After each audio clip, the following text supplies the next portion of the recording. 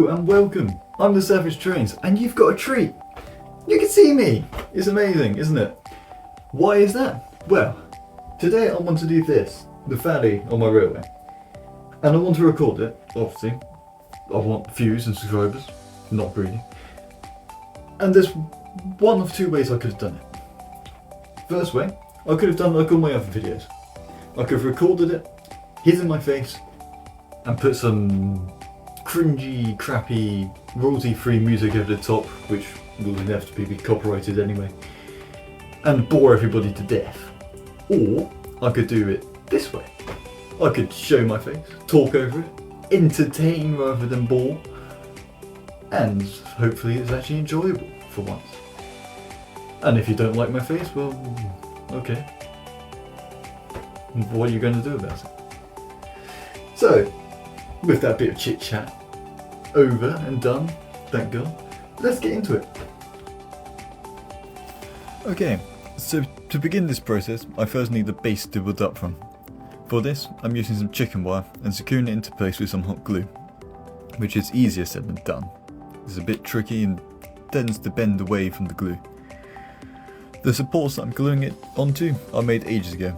They're simply just some cardboard cut roughly to the shape that I wanted the Faddy to be, to give me a bit of a guideline to work to.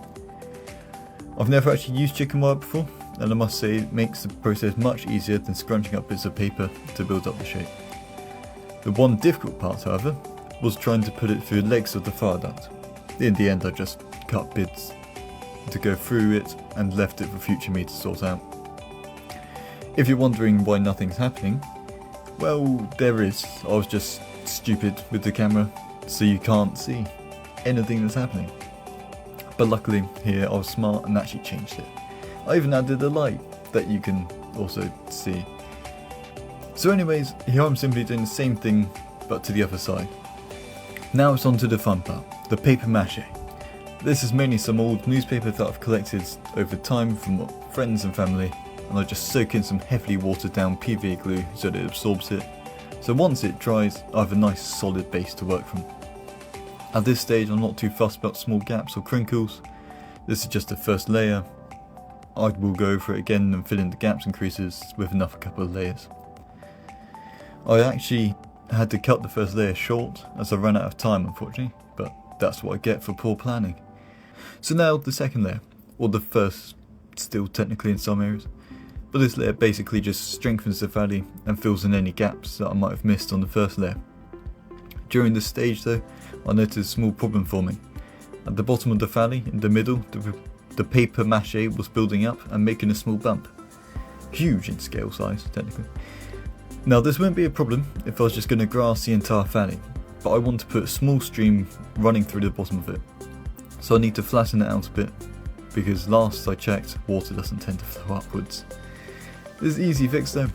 I'll just put some bits of scrap paper in and put a small layer over there, which should raise the base up enough and hide it so no one will know afterwards. Alright, this is the final layer. For this one I'm using some packaging paper because I want this layer to be one solid colour to act as a base coat for when I paint it. This is helpfully also a light shade of brown.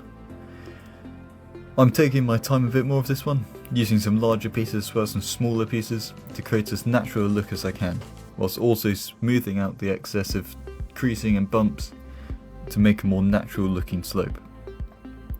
This will be the final shape of the valley, so any imperfections in this layer will be visible in the final outcome, so I want to smooth it all out and make it look as perfect as I can.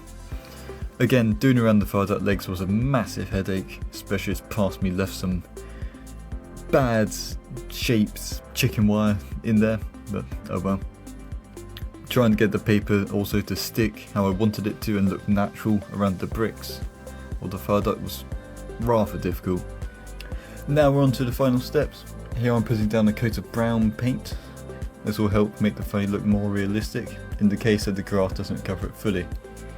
This will show through and look like mud or dirt rather than paper mache underneath. Only one coat is absolutely fine, because if it doesn't cover it fully, then the lighter colour of the packaging paper underneath will show through and add a bit of tone and realism to it. Now that the paint is dry, we can add the grass. To begin with, I put down a layer of PVA glue. This is what the grass will stick to, so everywhere there's glue, there will likely be grass.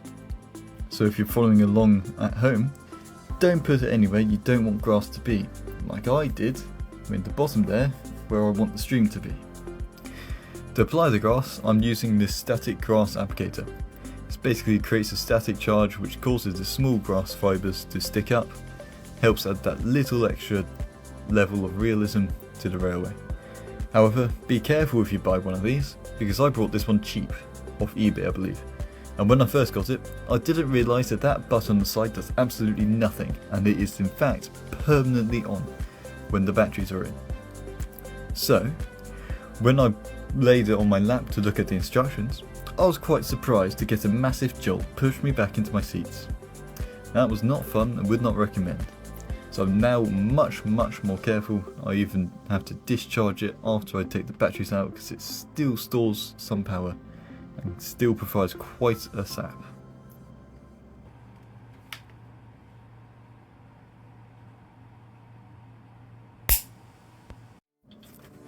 Now that the grass is down, I can begin my favourite bit, making the water.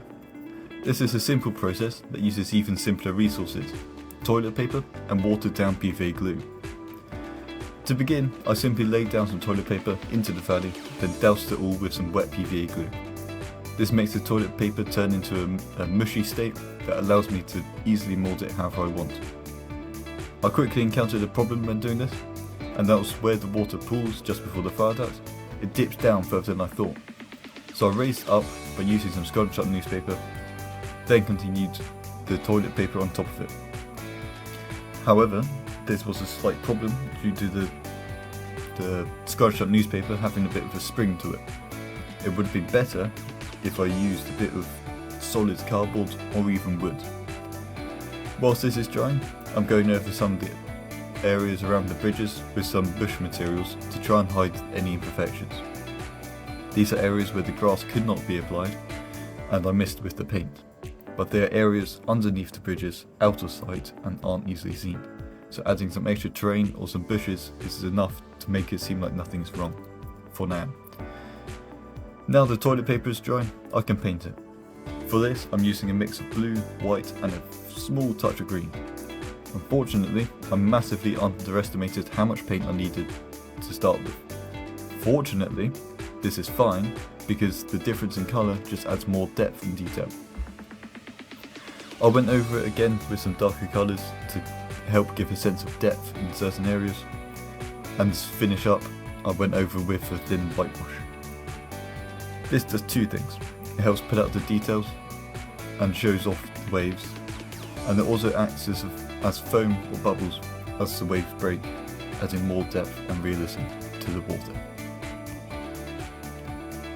And to finalise, I didn't do this on camera, but I just went over some hairspray, 2 or 3 layers, just adds a bit of a shine to the water to create even more depth and realism to it. So there we have it, the valley is complete, for now. I've still got some extra naturing to do to it, but I'll do that once I finish the town and I know if I need to add any more bridges or anything, then it won't get in the way, hopefully. But let me know what you think down in the comments below. Do you like the valley?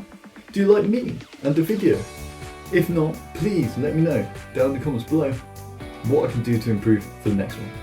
This is all very new, very strange to me, so please, your feedback is invaluable to me.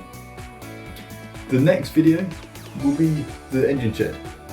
When that will be, I don't know, probably never will know.